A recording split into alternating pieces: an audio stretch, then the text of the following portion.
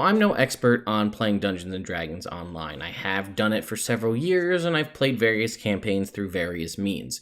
Enough people have mentioned and commented things on recent videos about playing D&D online, and I've seen some messages in my Discord, so I thought I'd talk a little bit about what I know about playing Dungeons & Dragons online, and maybe it can help you, or at least give you my kind of everyman's take on how it works. So if you're curious on what that's like and my thoughts on it, stay tuned.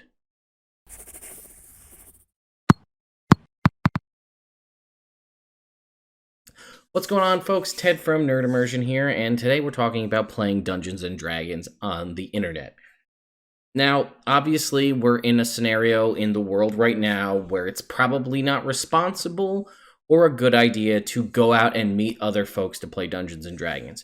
If everyone's following the guidelines put out there by various world organizations, you would know that gatherings of 5 people or more is not a good idea, and really, unless you can guarantee where people are, honestly, you just shouldn't do it. You know, if you happen to be stuck in a home or in a house with your roommates or your family, and they're people you can get together to play a campaign, then by all means, do that. But for the most part, you shouldn't be inviting other people, going out to meet somebody somewhere, bringing people into your home. It's rough for me too, because I have been playing a game with my friends every Tuesday for the past 5 years, and almost every single one of those episodes exists on the internet, either on this channel or Nerd Immersion Plays, for you to watch. But this is really this is, I think, 2 or 3 weeks where we haven't played consecutively, and that is the longest time we haven't played Dungeons & Dragons in 5 years. Now, we did transition to playing online, so I wanted to discuss that. So, I have run several campaigns that were 100% online, where I knew the people. Some of them I actually knew because I'd met them at conventions or out and about, and we got to know each other. Other people I met for the first time online, and there are many, many ways to play Dungeons & Dragons online. There are a bunch of resources out there, from free to paid versions, to do that, and they all have their quirks and their abilities to do this. So what I thought I'd do first is just talk about the concept of playing D&D online.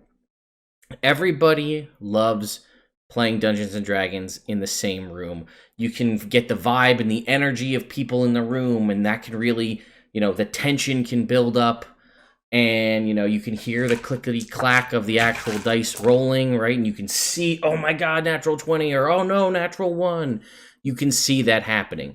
You can use, if you happen to like to use minis or terrain, you can put that out on the table and it means something, right? If I'm playing a game online, I can build the great Dwarven Forge setup that I want, and unless I have a really good camera set up to broadcast to my players, it means jack shit. So I need to come up with a means to have that work. Now, that being said, playing Dungeons & Dragons online is better than not playing Dungeons & Dragons at all. I think we can all agree on that. But it has its downsides. One, technical downsides, right? I have really good internet at my house. I make videos, so I have a good camera. I have lighting. I have a microphone. My friends who I play D&D with now currently online on Tuesday nights, we're talking, some people are logging in via a tablet. Some people are logging in via a laptop that's 6 years old. Some people are using their webcams, microphones. Some people are using earbuds. Some people are using a camera and a tablet and different things. And, internet connections may be better or worse in different places. And that provides an issue, because nothing takes you and everybody else out of the game than when someone's talking and it's just like and it's frozen and you can't hear what they're saying. And in my experience, that only happens when you're talking to that character, and then that's when the technical issues decide to come up. So that's a big downside to playing D&D online. Now, if you're going to do this consistently, and this is going to be a thing, then maybe people invest in a microphone, people invest in a camera, that kind of a thing. Because also, I've played D&D online with people who don't have a camera, right? So it really helps bring the game together when you can see everyone. You can get the physical reactions. You can see what they're doing whether they're scared, whether they're tense, whether they don't like what you're doing, whether they love what you're doing, whether they're even in the chair, right? Because there are a lot of times where people will be playing a game online and they're like, oh, I'll be right back. But sometimes they don't say that, or their mic's on mute and you don't know that. And they leave to go get a drink, to answer the door, to get the pizza, to let the dog outside, whatever. And then you're just like, hello? And there's no camera. So you're like, all right, I guess they're not there. I guess we'll take a break. We'll wait. I don't know. So that's all things that I've dealt with in campaigns. So the camera definitely helps. But there are also a bunch of tools that can help you do this. So let's talk a little bit about that. So I'm going to jump over here and show you a couple of options. Roll20 right here is a website that a lot of people use to play games online. As you can see here, I've been a member since September 2014. So I've been using Roll20. I have over 1,000 hours played. I have a whole bunch of campaigns here that you can see. I haven't used it a lot recently, and this is the first time I've logged in months. I have 140 messages and 9 notifications. I don't even know what those are for. But Roll20 is free, which is nice. And it does have some tools that other services don't have. So let's see. I have a bunch of games here. Let me find one that I actually ran. Do I have my more recent one? No, I guess I don't. Oh, see, I've allotted my storage space. All right, let's try this Horde of the Dragon Queen game. Okay, this is super old. We'll log into this. So one, load times, right? It's taking time to load me in here. We're counting on 14 seconds here to load into this game. So Roll20, for example, has paid tiers that will let you have improved storage space, upgraded load times. It'll turn down your the ads that you're going to see. It'll allow you to access it on like a tablet or a mobile device, because typically this is only accessible via a computer unless you have a paid version or you trick your phone or mobile device into thinking it's in desktop mode. But here we are in Roll20. So things you can see here, right? You can do maps, right? Here's a map. You can see I did grids on here, and there's characters. You can have different, assets that you can look. There's Stone Cold Steve Austin, apparently. Things you can drag and drop onto the map. But you can also build out characters, right? So you can see a biography. You have the Roll20 character sheet, which is pretty well integrated with a bunch of different RPGs. Obviously, we're talking about Dungeons and Dragons, so you can see there are options here. You can see, if you want to do different, you can do a lot of really cool things. Like you could set up your map to be dark vision setup. So if a player has dark vision, but another player doesn't, the player with dark vision can see around the corners on the actual map if you set up dynamic lighting and all these other cool things. So that's a really cool concept, right? And you can set up, all sorts of stuff. Let's see. I have enemies and things in here with stat blocks. Here's like magic items that I have that I custom made. There's a lot of cool things here. Roll20 also does have a music player in it, so you can play different music. You can set up playlists. You can set up things to trigger when you switch to a certain map, right? If you go up to the top here, you can see different maps and things, right? So if I were to go to this area, it'll play a certain song when I get on this area, or different things like that. And it has a searchable tracks where you could say, let's type battle, right? Or that's a playlist. Let's search tracks. It gives you a couple different options for audio. You could upload your own music if you want, or you can use these other in theory, royalty-free music to play here. And it does, I have it turned off, but it does, you can set up, quick links to roll different things. It has digital die rollers, right? We can roll a percentile dice, right? There's a 30. It's hidden behind my camera, but I rolled a 30 there. But you can set up dice that'll actually roll on the screen.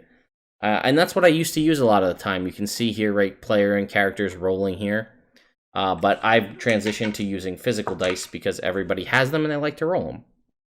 It does also have a video chat. It used to be integrated with Google Hangouts, and I think they separated that out to be its own, to have its own video chat that's like integrated into Roll20. So there's a little bit about that. Pros and cons of Roll20. In theory, it's free. You will run out of, if you go to take a look at the subscriptions here, you can see you have a base one, which is free, and you can see what you get here. You have the plus version and the pro version, and you can pay every month if you want. Oops. It's Guild Wars 2 crafting.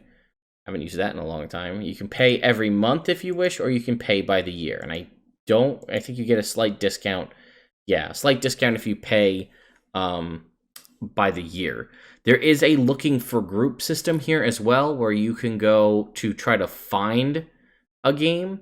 There's a marketplace here as well where you can buy RPG systems and different books and things. Wizards of the Coast, for example, does have integration fully into Roll20, so you can buy their different assets in here. You can buy different Roll20 different adventures in Roll20, and if you do that, then it'll come with the maps and everything preloaded, tokens and whatnot, all designed and built for you. Let's say you wanted to buy Baldur's Gate Descent into Avernus on Roll20, you could do that, and it'll have everything in there, and you'll essentially have a version of the game that you can play, and you'll have the adventure, and you can use that pretty much as a standalone. You can see here there's different upload storage. There's the no load screens. You can make custom character sheets if you have the high end. You can use the API and do a bunch of crazy stuff if you want to do behind the scenes. And then they have this compendium sharing option where if you have assets, you can share those with other folks. Again, there's the looking for group system. You're limited in the free version, but you can use that as a way to find people to play. So, Roll20. It's good. It's free. The best thing I would say about Roll20 is the map system, right? Is not to say that other systems don't have it, but it has a map. So if you are going to play online and your friends are very heavily focused on the map, and you don't have the ability to do some sort of overhead map where you're doing that, which I have done in the past, and I'll talk about towards the end here. But you can very easily just use the little drawing tool and draw quick squiggles to draw a map on Roll20 to give your players an idea of where they are, so you can kind of do battle maps that way. Like I said, it is free, and because it's been around for so long, there are a ton of online tutorials to teach you how to design maps, how to update and make character sheets. And it's also been used a lot to the point where several folks are familiar with it, so you may have a good chance of getting people in to try it out and play it. Next up on our list here of tools is Fantasy Grounds. Now you can see right here on the front, Fantasy Grounds does have access to a whole bunch of officially licensed systems here, right? Dungeons and Dragons, Classic D&D, Savage World, Deadlands, Pathfinder, Starfinder, Dungeon Crawl Classics. I see Vampire the Masquerade, 13th Age, right? There's a whole bunch of stuff called Cthulhu. There's a whole bunch of things on here. And I actually do have a lifetime membership to Fantasy Grounds, but I can't even show you it because I didn't want to re-download it on my computer because I just don't use it. This came from a time in my life when I was trying to get into streaming Dungeons and Dragons. When I first started out 5 years ago, I wanted to stream actual play content of Dungeons and Dragons on the internet, and I didn't know what the best way to do that was. I never really tried playing a game online. I tried again a little bit, and I'll tell you about that towards the end. But I was trying to figure out what's the best way to do it. I looked into Roll20, and I was like, this is cool, but I don't like that it has limits, and I'm not really familiar with the system. So let's try Fantasy Grounds. Now, Fantasy Grounds is a really robust system, and I actually bought the books in Fantasy Grounds because it had everything I thought things were more searchable, things were easier to use, getting access to some of the tools was easier. You could do things like set up a battle tracker where if you put an enemy in it, someone could click on to target that enemy and then roll their attack, and it'll tell you whether you hit or miss. And then if they roll damage, it'll apply that damage to that enemy and take it down rather than you having to track it on your end as the DM. I don't know. I found the customizability of it pretty easy. Plus, there was a lot of cool extra plugins that you could do that I thought were fun, like changing the lighting and changing, little messages and things throughout the time. So, like, if we're gonna go and it's morning, you could type a code, and it'll make like the screen brighter. If they go into a cave, you could type something and it'll make it like the whole screen kind of get darker, like they're in a cave, or make it green if they're in a forest. There is a sizzle reel here. I got it on mute here, but let's take a look just to see what it shows. Full screen not available. All right, so you can see they've got all these maps of the Forgotten Realms here, and they're showing like clicking on different things. Here's the die rolling. You can see you just drop a whole ball full of dice there, and it's tracking it all in this like tracker here. And you can see here's that combat tracker I was telling you about over here on the one side. Again, if you buy the things in there, the maps already come preloaded with little pins on them, and you can click the pin to say like, okay, show all the enemies to the players, and then they all populate and the players can see it. But the thing about Fantasy Grounds is, now I haven't, again, used Fantasy Grounds in years, right, in about 5 years. Actually, the reason I got Roll20 before was because we had trouble using Fantasy Grounds, so we had to go to use Roll20. And the reason why is Fantasy Grounds isn't a browser-based system, which I guess is something else I should say. Roll20 is browser-based, right? It lives in whatever browser you use, and certain browsers will receive it better than others. Fantasy Grounds is a local application that you download, and there are servers that you host that you create, and then people can come into it. Now, with Fantasy Grounds, we're going to pause this so it's not running in the background. With Fantasy Grounds, you have to have, there are different tiers with that as well. So what I did was I bought like the lifetime master tier or whatever it was for like $200 or something years and years ago. And what that let me do is I could invite players to play in my game, and I could have all the stuff and they could just download the free version and join my server. But that, again, you could do that where somebody spends all the money to buy like the high end tier, or everybody can spend like $10 or whatever it is. I don't even remember what the prices are. I guess we could look that up on Fantasy Grounds website. But everybody can buy like a lesser tier, and then if they do that, then everybody can gain access, but everyone in the group has to do that. So that was something that I thought was good about Fantasy Grounds, that one person doesn't have to take the huge hit. Oh, here we go. Let's go over here and take a look. So there's the demo version is free. Standard is $3.99 monthly. And then the ultimate is $9.99 monthly, or a one-time fee of $149, or a one-time fee of $39 for the standard. So you can see there's some differences here. Host games for demo players, which was the reason I bought the $149 one. So if I buy that, people with the free version can log on. But everybody can buy the $39 version and then get in that way. But again, like I said, you have to download it, and it's a local thing. And the reason we didn't use it is at the time, one of my players was playing on a Mac, and he could never log in. So we could get 3 or 4 of the players in, but we couldn't get the last one in. So we ended up quitting out, stopped using Fantasy Grounds. We used Roll20 for a little while. We were trying to use integrated chat software, and then we ended up just quitting the campaign altogether. So that's it for Fantasy Grounds. Again, there's also a lot of tutorials now for Fantasy Grounds as well. I also have had a better feeling from the folks from Fantasy Grounds that they're more willing to interact and help you out than I ever did from Roll20, but maybe that's just me. And the last one that I'll talk about too is one I'm sure everybody kind of is aware of, is D&D Beyond. Now, D&D Beyond is also a paid service. You do have to pay different amounts, and it's a monthly subscription service. There is a free version of D&D Beyond, but it limits in how many characters and things you can create. And you can also, because it's a D&D only tool, it's designed to be marketable for D&D. So you're going to have access to all of these different adventures and campaigns, and then you can create your own campaign, right? So I'll go over here and I'll show you. I have a whole bunch of different campaigns underway. One thing I didn't like about D&D Beyond is you can only, so let's say I have all the books. I could only share my campaign share my content with 5 campaigns. So, or with 3 campaigns actually, but because of the situation we're in right now, they've opened it up to 5 campaigns to help people play more D&D. But like, so let's say how this one doesn't have, I'm the dungeon master in this game and it doesn't say content sharing enabled by Nerd Immersion.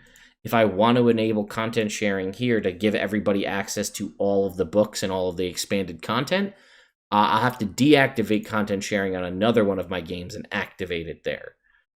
It's a simple little thing, but that's, again, a nuisance.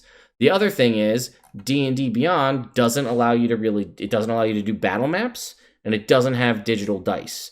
Not that you need to have digital dice, but that's actually a feature that's coming to D&D Beyond soon. So I'll go here and I'll show you my character Lagwin from the Rod of Seven Parts campaign that I play weekly on Wednesdays. Here you can see the character sheet. It's nice. It's very, if you click on anything, it'll open a sidebar and tell you everything about it. So I clicked on my wisdom score. It tells you how I got to be 10. Then it tells you what you can do with that, right? Wisdom checks, animal handling. It gives you a little breakdown of each skill. How about things about finding a hidden object? And then down here at the bottom, survival and other wisdom checks. So let's say I go over here and I need to make a strength saving throw. It'll show me what the saving throw information is about.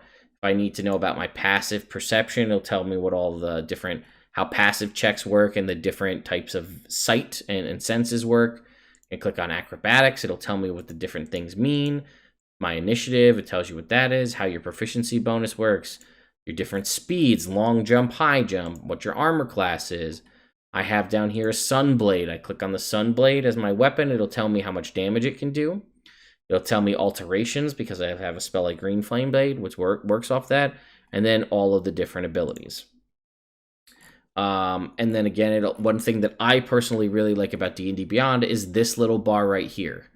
If I say, what can I do as an action on my turn, it will show me everything I can do as an action. All of my different attacks, it shows me that I only have one attack action per attack action, one attack. It'll say anybody can unarmed strike, and if I want to know what else I could do, I could cast a spell. I could dash. If I click on each one, it tells me what each thing does. What could I do as a bonus action on my turn? Oh, well, I could do two-weapon fighting, I could do blade song, I could do second wind. What can I do as a reaction? Well, I can cast a couple of spells that are reaction. What about other? Well, I have some ritual spells. I have a thing that I can do once per short rest, once per long rest. And then what are my limited use abilities? Then I could go here to see all of my spells. I could click on this thing to see what Firebolt does. If I go down here to say Catapult, I could click Cast, and it'll fill up one of my little spell slots here. I can see how much it does at upper levels because it'll show me in blue, highlighted in blue, what the upcasting is. I can go here and manage all of my spells. Right here's my wizard's spell book. I can prepare and unprepare. I never have to worry about how many spells I should know because it says I should have 4 cantrips and 8 prepared. And then here's all my prepared spells. If I was a spells known class, it'll give me a list of those. I can go to my equipment, right? And when I build my character, it tells me all of the equipment I have. It lists it all out. If you want to deal with encumbrance, it's actually pretty easy because it shows you right here. It'll list out all my features and traits. If you want to talk about background stuff, that's all here. If you want to add familiars and things, it's here as well. But, like I said, D&D Beyond doesn't give you a digital... it does have some things to help you with encounters, right? So I think it's under Tools. There is a Discord bot. They have Avray as the Discord bot, which you can actually, which is kind of cool. You can tie this into your Discord. You can basically pick a character, and if you use Avray as a Discord bot in one of your Discord servers, you can choose to have, like, you basically enable it, then link your character to your Discord handle, and then you can basically type, like, exclamation point, you know, acrobatics or whatever, and it'll put a little block in your Discord that says, like, okay, you know, for example, if we're using this character, Lagwin made an acrobatics check, here's the result. It'll automatically randomly generate a number for you, which is pretty sweet. If you're going to be using Discord as your primary means of, you know, building your campaign. There is an encounter builder here, which is in beta form, where you can basically add in monsters and determine with your party what the difficulty is and kind of use this to scale things up. There's obviously other tools out there that let you do things like this as well. But, and then they do have this combat tracker, which if you had you can set this up and, like, I don't know, let's manage characters. We'll use my Everin characters from my other campaign. And we're going to add, let's add the Demogorgon. And then I can say save encounter, run encounter. And it'll give me this, which will show me like an initiative tracker. So I can see the turn order of everybody just visually. Again, the other tools have that as well, and they're a little more robust because they were designed to be a virtual tabletop. There are other things out there. I think there's like Virtual Tabletop Simulator, and there's a bunch of other things out there that can work it. But again, I'm giving you my take on this, which these are the only ones that I know. So let's talk about how you're going to communicate with your friends. There's a bunch of options out there as well, right? Really old school people probably maybe even still use Skype as an option, but I think everybody kind of moved away from Skype because it was a resource hog and it's kind of outdated. You could use Google Hangouts as a means to interact with folks, but Google Hangouts has a pretty limited frame rate on what it can do, and I don't personally enjoy that myself. As I discussed, not Fantasy Grounds, Roll20 does have an integrated chat, like a voice and video chat. Fantasy Grounds may have it too, and I'm just unaware of it. I haven't actually checked into it because I haven't used it in so long. You could use Discord. Discord does have audio and video chat in it as well, but the quality of those aren't the best either unless your Discord server is nitro boosted, which can help. But one thing that I think is probably, and I'm sure you've seen it a lot since the situation we're in, is probably Zoom is something that a lot of folks use, right? Zoom is an application.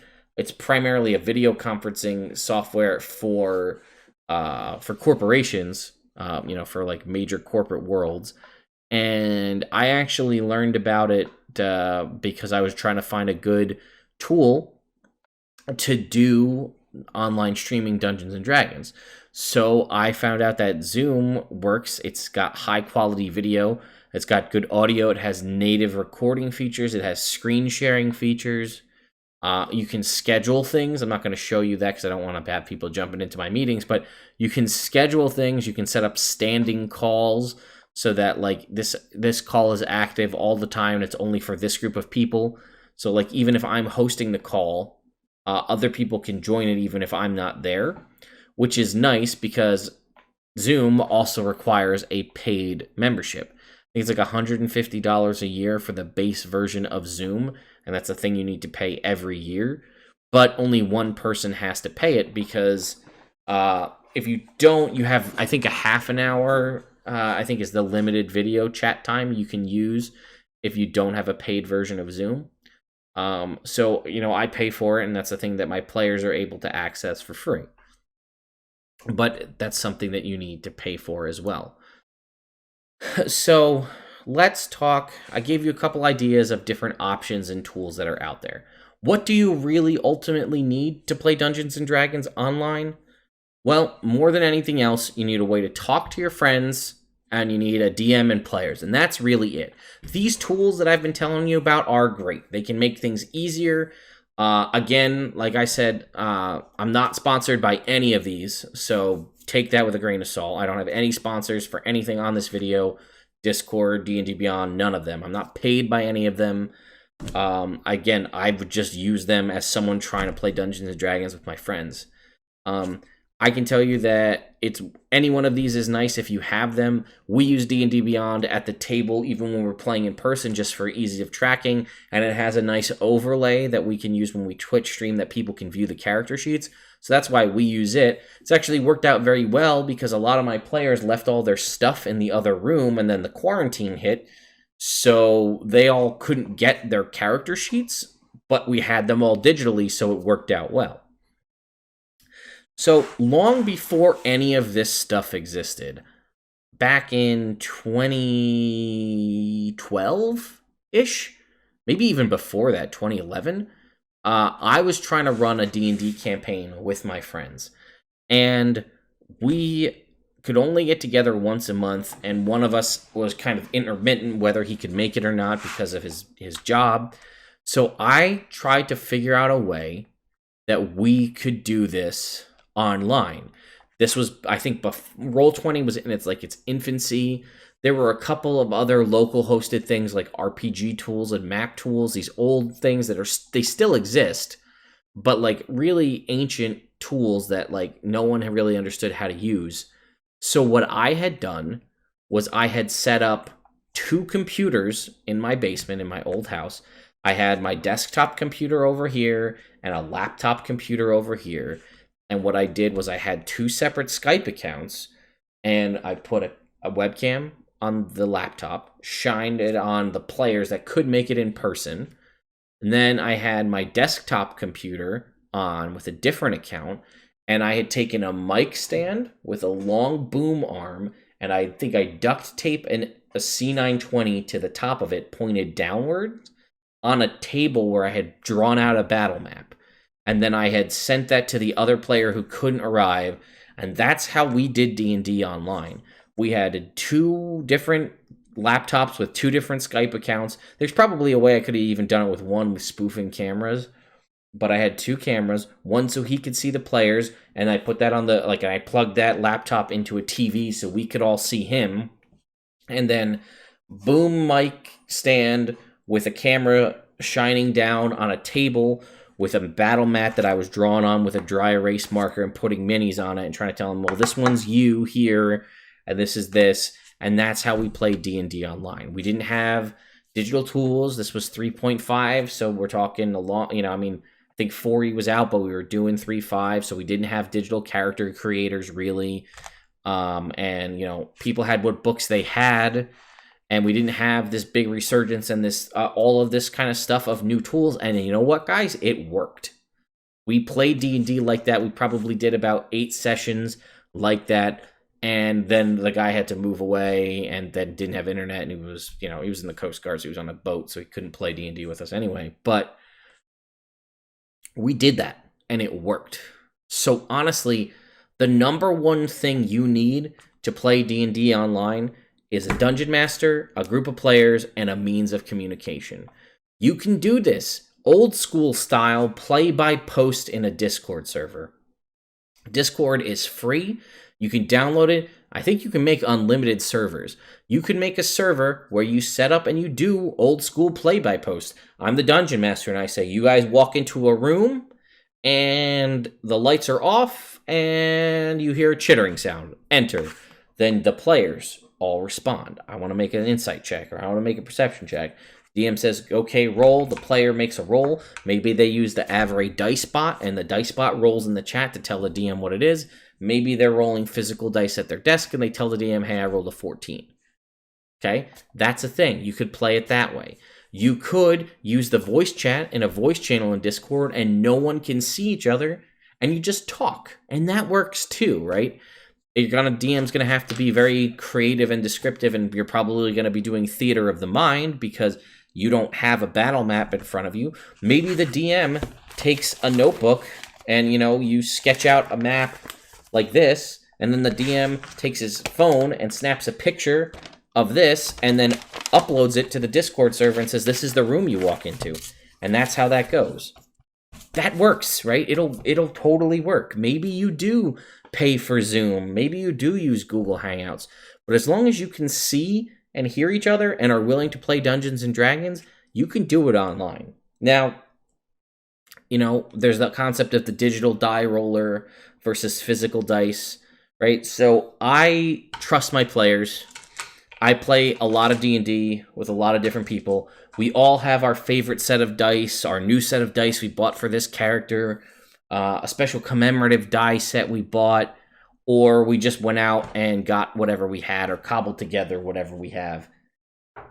Everybody likes to roll physical dice. I'm enjoying just rolling this just to hear the sound of the die click-clacking around in the box, right, in the dice tray. So I trust my players to roll truthfully. If they really want to cheat and lie to me and tell me they rolled a natural 20 when they rolled a 2, you know what? That's on them, and that's bad. And they should feel bad. If they're cheating the game because they wanted to roll a natural 20, you know what? I have no way of knowing what you actually rolled. So sure, congratulations, you rolled your fake natural 20. I don't care. It's easier than trying to figure out, because there's there's sometimes issues. The more technology in some cases that you involve in these things, that's another potential point of failure. So what I'll say is, if I was going to run D&D online with my friends, I would use because I pay for Zoom, I would use Zoom chat. I would roll physical dice at everybody's location. And as long as they have their character sheets and know what they have, I'll take care of the rest as the DM, and that's all it needs to be. You could, like I said, there are a ton of tools out there. I'm not sponsored by one or another. I'm sure you guys are going to tell me in the comments other ones that I forgot about. There's some new ones coming out as well that I've heard of, right? Play Roll, or I think it's Roll app on Twitter. They're a new one that's in the works. I think they're going to be going to Kickstarter later this year. I've heard good things about that. They actually reached out to me to talk to me about what I would like to see in a new virtual tabletop thing. So that's cool. I know there's VR and other kinds of tabletop simulators. A lot of stuff out there, right? Find what works best for you and your group. Figure out if it's a price issue, if it's a money issue, if you got to do stuff that's free. Do you want to do video? Do you want to just do audio? Do you want to just do text? What works? And then figure it out. Like I said, a lot of these tools have free versions of them that people can try out, or you can use for creating a character. There are a ton of different apps you can get on your phone, whether it needs to be a dice roller, whether it's a character creator. There's a ton of options out there, and I think a lot of people who only play at physical tables are intimidated by the concept of playing a game online. And I've actually heard this expressed to me from several different DMs who are like, hey, I've been playing Dungeons and Dragons for 20 years, 30 years, whatever it is. And I'm like, now we can't play in person, and I'm intimidated about playing it online. Realistically, all of the DM tools, tips, skills, experience, gameplay, game design, prep time, all that stuff is the same. Just the medium has changed, right? So you're still going to do everything you would do. You're just not going to have to necessarily draw out a physical battle map in front of your players. You could draw it out and then send it all to them via text message, via Facebook chat, whatever it is. I don't know. You can still do it, though. And there's also something to consider when you're starting this up. Have the conversation with the players up front. Players and DM, have a conversation. Hey guys, we're going to transition to digital, or hey, we're going to try to do this all digital thing, this brand new campaign. Bear with me.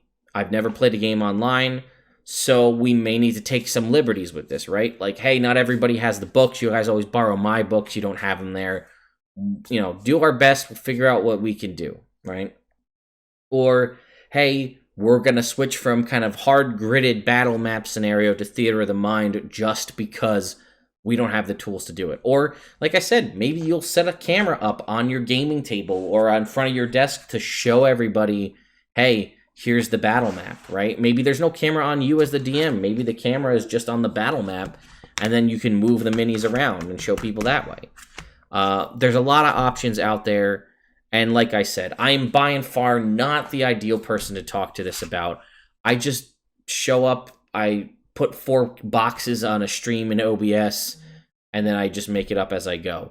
So, again, there are a bunch of other people out there, I'm sure, talking all about it. I know pretty much every company, like D&D Beyond and Wizards of the Coast, have all put out articles, but enough people have asked me about it, I thought I'd give you my thoughts. So, if you have any other questions, feel free to leave them in the comments down below. I'll try to get back to them. I always try to answer as many questions as I can. And then if I can't, typically other folks in the community will also ask. I'll also take this opportunity to plug my Discord server. There is a link in the description down there, that big, bold, big all caps font that says join our Discord server. We do have a lot of folks in there. That community is constantly growing. We're approaching, I think, 2,000 members on the Discord server, which is pretty nuts. And people are posting, looking for groups and setting up games and things like that. It's also a great idea to vet out your character ideas, ask for help with world building and DM help and character creation and whatever else. Also a great place for memes and fun chat. And it's also a pretty good way to interact with me regularly, because I try to jump in there, and anytime somebody ats me, I try to get back to them as best I can. So anyway, folks, I hope you enjoyed this kind of 40-minute rant about online D&D stuff. I hope I'm not trying to downplay it. I love playing D&D in person. There's nothing that beats that. But honestly, sometimes online's the only option you have. And like I said, I'd rather be playing D&D online than not playing D&D at all. And hopefully, maybe I'll get to play with some of you in the future. You know, I mean, we've got time now, and I can always try to jump into a one-shot here and there. So if you've got a game and you're looking for a player, maybe I can be that guy. More to come. I'm working on some fun, cool stuff in the future. So stay tuned. I'll see you next time.